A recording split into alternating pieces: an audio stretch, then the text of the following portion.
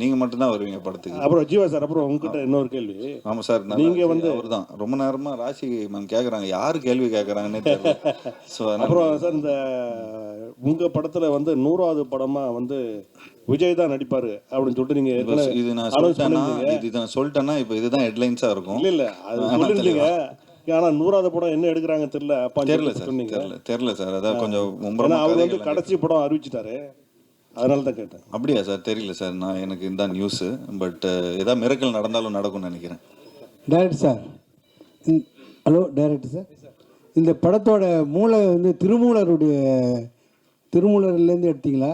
ஒன்று, சித்த வைத்தியத்தை எந்த விதத்தில் இதை கொண்டு வரீங்க சார்?